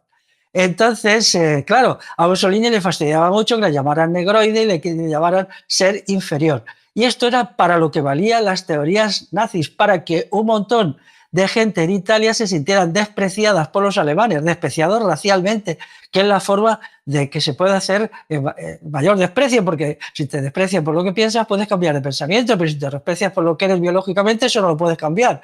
Entonces resultó que cuando se hundió el partido fascista, muchísima gente se unió a la resistencia antifascista para combatir a los alemanes por culpa de los desprecios y las mofas que les habían hecho por motivos raciales y étnicos. ¿Verdad? ¿Qué historia? Y el mismo Mussolini, pues bueno, ya no podía hacer mucho, ¿no? Pero él no le hacía mucha ilusión que le llamaran negroide. Claro, daros cuenta cómo teorías estúpidas tienen unos resultados catastróficos para los que les defienden. ¿Qué podemos decir del ejército alemán? Pues no era esto que aparece en los documentales, todos unos robots, unos autómatas con mucho armamento. En primer lugar, el ejército alemán en el momento de empezar la guerra y a mediados de la guerra solo estaba mecanizado al 80%. El resto era un ejército modelo antiguo que se movía con carros y con caballos y a pie. Y eso era la verdad. Y entonces que tardaba mucho tiempo en llegar a los teatros de operaciones. Es decir, la misma División Azul, cuando sale, llega hasta Berlín en tren y luego allí les dicen que tienen que incorporarse al frente de Leningrado como a 2000 kilómetros a pata. Y entonces los tíos, los nazis, los fascistas, estos falangistas, pues tienen que hacerse 2000 kilómetros andando hasta allí. En algún sitio pudieron coger alguna línea de ferrocarril que les viniera bien, pero tuvieron que llegar andando. Pero no se lo hicieron como humillación porque fueran españoles, según decían ellos, sino simplemente porque no tenían recursos. Alemania entró aventureramente en una guerra para la que no estaba preparado. Su ejército no estaba preparado, quitando una serie de unidades minoritarias que tenían carros de combate, pero tampoco estaba preparada su aviación. Su aviación era muy pobre. O sea, realmente ellos no consiguieron nunca tener una aviación de la calidad que la tenían, por ejemplo, los rusos. Y entonces, en estas condiciones, ¿cómo podían vencer? Luego el ejército, ya te lo digo, se dispersó estratégicamente entre 10, 8, 7, 3, según la época, teatros de operaciones. Esto no podía ser controlado de ninguna manera. Luego había falta de recursos, porque claro, la gente no pagaba impuestos con entusiasmo, había la cobra de impuestos a la pobre gente, a los trabajadores y tal, se tenía que hacer con despliegues policiales y con operaciones que llevaban un montón de burocracia, un montón de gastos y tal. La gente es que no podía pagar lo que no tenía. Entonces, la financiación de la guerra se hacía con los impuestos de los trabajadores alemanes y con el saqueo y el expolio de los pueblos conquistados. Pero estos pueblos organizaron una guerrilla para que no les quitaran el ganado, para que no les quitaran las cosechas, todo esto. Y entonces costaba muchísimo apoderarse de alimentos. Entonces Alemania entró en una situación de escasez tremenda. Al mismo tiempo había mucha gente luchando dentro del ejército, o no luchando, estando allí y saboteando, y faltaba sobre todo mano de obra sobre todo en el campo. Con lo cual, la cantidad de alimentos disponibles que llegaban a la gente de las ciudades era pequeñísimo, era una cantidad de alimentos pequeñísimo. Y esto hizo que las cosas pues, se hicieran más difíciles todavía. Hubo también docenas de miles de desertores, ya lo he dicho antes, pero había los problemas de saqueo, sobre todo en el este. Por ejemplo, decían, bueno, vamos a acercar todos estos, vamos a acercar 100.000 kilómetros cuadrados y nos vamos a apropiar de todo su ganado para matarlo y abastecer a nuestras tropas. Eso exigía operaciones militares de cientos de miles, transportar luego el ganado en el ferrocarril o en camiones. Camiones no tenían, porque los pocos que tenían los tenían que dedicar a otras cosas, pero el ferrocarril, cuando probablemente, yo no recuerdo bien, pero leí un estudio que decía que los ferrocarriles alemanes en la Unión Soviética eran saboteados unas 2000 veces cada día. Se ponían bombas, se volaban puentes, se incendiaban convoys enteros. Esto no podía ser mantenido. Es decir, lo que pasa es que Hitler dijo un momento, a mí no me presentéis estos informes porque yo quiero vivir como un drogadicto que soy, de pincharme todos los días y evitar la realidad. Entonces, esas estadísticas se ocultaron a Hitler pues, a partir de finales de 1942, cuando él vio que su estrategia de dominación mundial era un fracaso total. Entonces, como esto no se dejaron de recopilar, pero ¿quiénes lo recopilaban? Quienes lo hacían, los partisanos, los francotiradores y los guerrilleros que actuaban allí. ¿A las órdenes del Partido Comunista? No. Había muchos que no eran del Partido Comunista, muchos eran nacionalistas ucranianos o nacionalistas polacos, etcétera, y otros eran apolíticos que lo que tenían era una sed ciega de vengarse de los nazis por lo que los nazis les habían hecho a sus familias, etcétera, etcétera, etcétera. Entonces se vieron enfangados en una serie de teatros de operaciones donde no podían hacer nada. Los que estaban todo el día de bacanales y de orgías y tomando champán, los oficiales alemanes en Francia, cuando se quisieron dar cuenta a partir del verano de 1943, se encontraron con una guerrilla que incluso en París era capaz de matar todos los días 10 o 12 oficiales y soldados alemanes. Les ponían bombas en los coches, disparaban sobre ellos, volaban trenes, les echaban veneno en la comida. Total, que de repente se vieron metidos en un infierno. Tenían que vivir en cuarteles autoprotegidos, no podían salir a la calle sino en grupos de 60, 80 y todos con las armas en la mano, y todo aquello se volvió. ¿Qué hizo el alto Estado Mayor alemán? Decirles que no les informaran de lo que estaba pasando en Francia tampoco. Total, que al final el alto estado del ejército alemán no se enteraba de nada, no quería saber nada y cada cual hacía la guerra por su cuenta y fue un caos y un desorden absoluto. Por ejemplo, un caso ya que roza el ridículo completo es el caso de Dinamarca. Dinamarca es un pequeño país que linda por el sur de Dinamarca con Alemania y entonces decidieron que había que invadir Dinamarca cuando Dinamarca difícilmente podía oponerse a un país mucho más grande que él con el que tenía una frontera extensa. Entonces se les ocurrió la peregrina idea de tener estacionadas tropas en Dinamarca por si iba a haber un desembarco de los ingleses y tal y cual, cuando hubiera bastado con un gobierno títere pero sin tropas, porque esas tropas que tuvieron 4 o 5 años asentadas en Dinamarca faltaban en el este europeo. En el este europeo esos 30.000 hombres que estaban allí mano sobre mano sin hacer absolutamente nada, no combatieron, por ejemplo, pues en el este, o quizá si se hubiera enviado a Grecia o a los Balcanes hubieran conseguido destruir a la guerrilla. La destrucción de la guerrilla hubiera significado varias cosas en los Balcanes. Primero, que las tropas que estaban allí luchando, que podían ser de media en un momento dado 300.000 hombres, pues hubieran estado disponibles para ir a otros lugares de combate. En segundo lugar, que se hubiera podido cobrar impuestos a esa gente en la forma de alimentos y en la forma, por ejemplo, tenían fábricas, de poner sus fábricas a trabajar para el servicio de guerra alemán, etcétera. Pero todo esto no lo hacían, con lo cual el desbarajuste y los que estaban en Dinamarca, que no pegaron un tiro en toda la guerra, pues estupendo, porque iban a protestar, ¿no? Si les mataban al frente del este, pues muchos de ellos morirían, con lo cual, pero eso pasó en muchos sitios, tenían tropas en muchos sitios que nunca pegaron un tiro porque ellos no se molestaron en decir, no, las tropas tienen que estar donde se combate, no donde no se combate. En todo caso, se queda allí una pequeña guarnición, una guarnición muy pequeña y bueno, pues se estudian las cosas.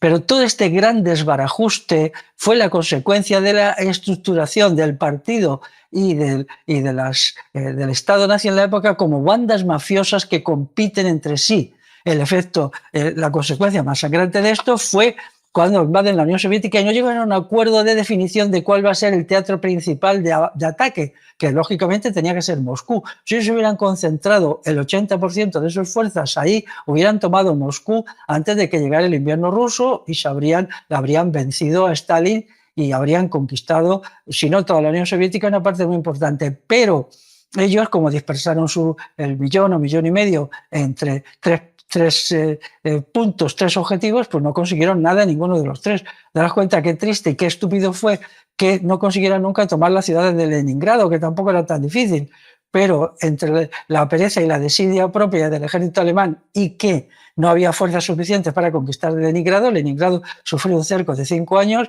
y cuando los alemanes tuvieron que retirarse de Rusia, allí siguió Leningrado, invicta, pero arruinada por la artillería. Pues sí, es obvio que no se puede conquistar Leningrado, pues retira las 70.000 tropas que tienes allí y concéntrala en otro lugar donde sea más eficaz, ya está, y luego ya iréis a por Leningrado. Entonces, errores básicos que ellos no fueron capaces de hacer por la naturaleza mafiosa y corrupta y miserable del partido nazi en su conjunto, todo a costa de la sangre y el dolor del pueblo alemán. Pero ahora pasa lo mismo en Alternativa por Alemania. Alternativa por Alemania es el grupo neonazi vergonzante de Alemania. Es exactamente lo mismo. Ellos no se declaran nazis, pero vamos, todo el mundo sabe que lo son, ¿no? Ellos, pues para evitar cositas, pues dicen que son liberal conservadores o nacionalistas conservadores, yo qué sé, pero es un partido hecho de mafias y hay un montón de bandas, de grupos y discuten entre sí, se pelean entre sí. En este caso, lo que hay en el botín pues es los escaños que les dan, el dinerito que cogen por aquí, el dinerito que les da la gran empresa alemana que es la que les está lanzando. Es exactamente igual que hicieron con Hitler. ¿Quién está promoviendo Alternativa por Alemania? Pues los mismos que promovieron a Hitler y con los mismos objetivos, la gran empresa y el Estado. Pero ya está el partido Alternativa por Alemania estructurado como un partido de mafias, de bandas. Y entonces vais a creer en algo que en donde las ideas no cuentan nada. Ellos se llaman anti-Islam. Buscar lo que dijo Hitler del Islam y al mismo tiempo luego de esta partida dicen, no, pero Hitler fue muy bueno, lo que pasa es que, bueno, le vencieron no sé quién. Tal. Hitler, ¿quién fue el que vencía a Hitler? Pues el propio Hitler. Era tan incompetente y tan ignorante, tan perezoso y tan Antoñita la fantástica que se derrotó a sí mismo, ¿no? Entonces, pues en esas condiciones Alternativa por Alemania, pues será lo mismo. Ya han tenido, es un partido de purgas. Cada 3 o 4 años se pelean entre sí. Y entonces dice, a ver, aquí hay un montón de millones de euros en juego. ¿Quién nos lo vamos a quedar? Pues las bandas A, B, C y D. ¿Y quién son los perdedores? Pues las otras. Pues ya está. Ala. Vosotros a la calle y se van, crean partidos. Claro, como a ellos no les financian, pues esos partidos de los perdedores no tienen ningún futuro. Bueno, es estupendo esto, porque esto no será más fácil vencerlos.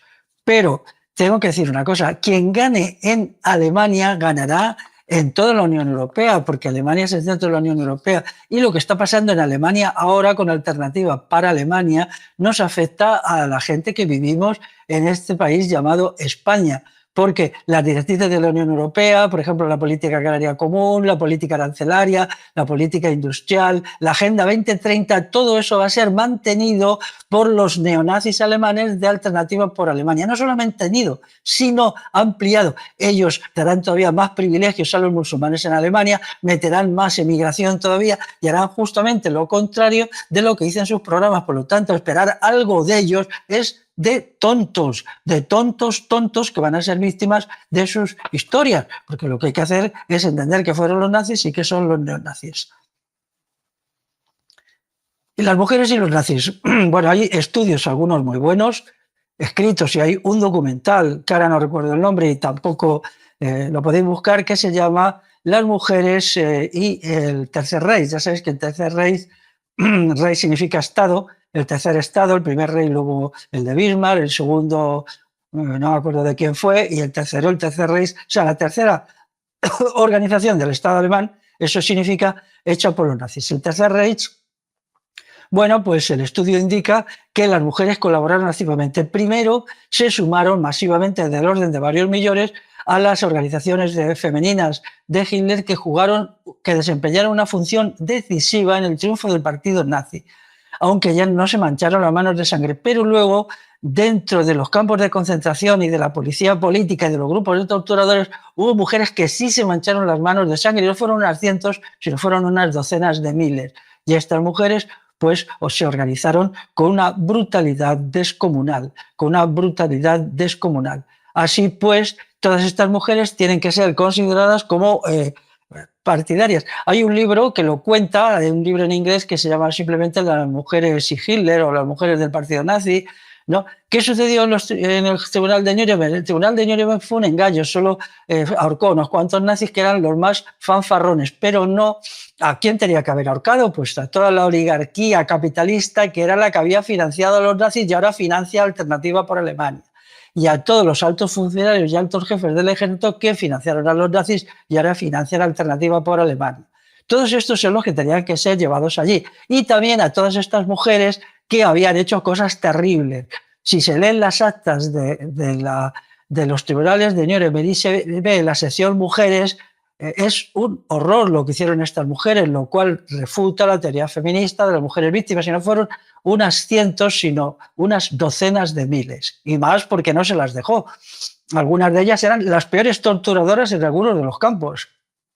Torturaban, mutilaban, mataban a otras mujeres, a otros hombres, de todo tipo. Entonces, algunas de ellas se las dejó claro que como eran mujeres no se las podía juzgar, ya se sabe, y se las dejó. Hay una que era una asesina en serie terrible, que se la dejó en libertad en Nuremberg, y luego 30 años después sus víctimas indignadas hicieron una campaña diciendo que tenía que ser encarcelada, se la encarceló, pero se dijo que ya era muy mayor, se la tuvieron en condiciones privilegiadas en la cárcel y se la dejó libre hasta que murió tranquilamente. Esta mujer, que era un monstruo, es el símbolo de las mujeres nazis y pronazis que colaboraron con los nazis. Por eso la expresión feminacismo, pues es que es verdad. Estas mujeres, el feminacismo es el nazismo de las feministas y las feministas nazis, ¿no? Y esto, cuando se difunda más y más, sobre todo en documental, pues es un golpe demoledor a las teorías feministas, pero demoledor, ¿eh? Y buscarlo por ahí, es fácil de encontrar, ¿eh? Bueno, ya os decía antes que a principios del verano de 1943, cuando toda Europa se había levantado contra los nazis, partisanos, resistentes, todo, la incorporación masiva del aparato militar estadounidense, la recuperación de Inglaterra, el fracaso de la guerra aérea alemana, el fracaso de la guerra submarina, el fracaso en el este, el fracaso en los Balcanes, la completa aniquilación del cuerpo expedicionario nazifascista en el norte de África, hacían que la guerra ya no pudiera ser ganada. Entonces, hay un sector de la clase dominante que se opone a Hitler y quiere organizar un golpe contra él. Entonces, este golpe es lo que se llama el atentado del 20 de junio. El 20 de junio entra un agente antinazi, pone una bomba, pero Hitler no muere. Entonces hay un montón de gente compinchada, pero en el momento que esta gente tendría que haber sacado a las tropas a la calle para eliminar a los nazis o hacerlos prisioneros y tal, y luego inmediatamente empezar unas conversaciones de paz con los aliados, con los combatientes, con el enemigo, para rendirse como habían hecho en 1918, no lo hace. ¿Por qué? Pues hay un motivo. La BBC de Londres llevaba ya 2 años leyendo todos los días 1 hora las listas de los torturadores y los asesinos nazis, fascistas, colaboracionistas y tal en toda Europa. Porque lo sabían todo de ellos, porque montones de gente dentro del ejército alemán no soportaban el horror nazi, su chulería, su batonismo, su desvergüenza, su inmoralidad, su crueldad, pues inmediatamente se ponían a espiar y comunicaban cosas, y a través de radios de onda corta, pues estas comunicaciones llegaban a Inglaterra, llegaban incluso a Estados Unidos y llegaban a Rusia. Entonces, cada noche la BBC, o 3 veces por semana, no recuerdo más, decían lista de criminales de guerra, y leían. La intención era buena, creían que si metían miedo a los nazis dejarían de hacer tropelías para no ser en esas listas metidos, pero lo que consiguieron es lo contrario, a pesar de sus buenas intenciones, que como todos los nazis se pasaban y decían, oye, que a ti te citaron ayer por esto que hiciste aquí y aquí y allí, y entonces pues claro, ellos dijeron, claro, si nos rendimos lo que vamos a hacer es que nos van a ahorcar. Por lo tanto, cuando el golpe de junio, muchísimos que inicialmente estaban dispuestos a oponerse a Hitler, como ellos también tenían mucho que ocultar y tenían las manos llenas de sangre, dijeron no. En el último momento se echaron para atrás y no apoyaron a la conspiración, sino que se pusieron de parte de los nazis. Esto hizo que la conspiración fracasó, que los que persistieron en ella fueran detenidos y se les asesinará en medio de torturas terribles, terribles. Hay que ver la descripción de los 500 o 600 principales conspiradores, que todos ellos, casi todos ellos, eran altos jefes del ejército, y les hicieron cosas terribles, de un sadismo que hay que ser un nazi para hacer cosas así, ¿no? Para hacer cosas así. Bueno, tengo que decir también que en la teoría base que se basaron los complotadores del golpe del 20 de junio de 1944 eran las teorías de Juan de Mariana sobre el asunto del tiranicidio. Juan de Mariana decía que si en un país se construye una tiranía, entonces esa tiranía tiene que ser derribada y los sujetos morales y la gente decente tiene que matar al tirano. El tirano tiene que ser matado y eso no es un asesinato sino un deber moral. Entonces, todo esto sirvió para que mucha gente que estaba timorata contra Hitler leyera los libros de Juan de Mariana y sus teorías y tal, y decidiera que efectivamente, punto 1, Hitler era un tirano, punto 2, estaba haciendo cosas horribles contra el pueblo alemán, punto 3, era justo, legítimo y moral acabar con él. Y esa fue la teoría. Entonces, todo esto, la teoría del tiranicidio, es desarrollada por Juan de Mariana en su libro De Rege. Él lo que recoge en la teoría de la Alta Edad Media hispana, donde todas estas cuestiones eran ciertas. Todo esto es lo que se pensaba en la Alta Edad Media. En realidad los reyes tenían muy poco poder, pero si un rey, digamos, si se extralimitaba, no cumplía lo que el derecho consuetudinario decía, pues simplemente se iba contra él y se le ahorcaba, ¿no? Por eso, en las Cortes de Castilla de 1521 se negaron los subsidios a Carlos I de España y V de Alemania porque se pensó que estaba actuando como un tirano y las Cortes votaron contra él y él se quedó sin subsidios y ahí lo que le llevó es a iniciar la llamada Guerra de las Comunidades, que empezó por eso. Bueno, todo esto es muy bonito. Hay que decir también que Juan de Mariana es de Talavera de la Reina, provincia de Toledo, él allí nació y allí tiene una estatua con un pedestal. Y entonces él fue un hombre con todas sus limitaciones, tiene también una historia de España, la historia de España de Juan de Mariana, pero yo una vez fui allí a Talavera de la Reina solo por ver su estatua, es una estatua en bronce sobre un pedestal de piedra, y si alguna vez vais con todas las reservas mentales que yo tengo hacia él, que él no era exactamente lo que yo propongo, y mucho menos en el terreno político, pero si os sentís generosos, comprar en algún sitio una flor, una rosa y la ponéis al pie del pedestal de mi parte, porque son amigos de la libertad. Luego quiero decir también que Juan de Mariana escribió un tratado sobre la moneda de Bellón en donde decía que el rey no puede falsear la moneda, no puede falsificarla, no puede hacerla que pierda, porque esto es un robo a los súbditos. A consecuencia de eso, la Inquisición le metió y le tuvo en la cárcel, aunque era muy anciano, en un tiempo, un año, año y medio, y cuando salió ya estaba muy mal de salud y murió. Bueno, ya veis que en todas partes ha habido tiranos, pero en todas partes también ha habido amigos de la libertad. Bueno, pues es bonito pensar que una persona que se ha formado en las tradiciones hispanas es el que le hizo pasar un mal rato al señor Adolfo Hitler y que nos da un ejemplo de lucha por la libertad, incluso arriesgando la propia vida, ¿no? Entonces, ¿con qué nos tenemos que quedar para esto? Pues las conclusiones son, para mí, dos. Una, que la historia verdadera de la Alemania nazi y de los nazis refuta a la extrema derecha europea que hoy en todas partes quiere crear una nueva Europa nazi. Y en segundo lugar, que esta Europa nazi y estos partidos nazis son muy débiles en sí mismos y podemos derrotarlos con facilidad. Iba a decir con suma facilidad, con suma no. Con alguna facilidad sí luchamos, pero quiero llamar a la gente de buena voluntad que juguetea con teorías nazis, con el antisemitismo, que cree que el libro Protocolo de los Sabios de Sion es verdad. En fin, todas estas cosas, que tengan cuidado porque están alimentando un monstruo que un día se volverá contra ellos. Y las agendas del capitalismo de la Unión Europea, como es la Agenda 2030, va a ser llevada a sus últimos extremos en cuanto Alternativa por Alemania esté en el poder.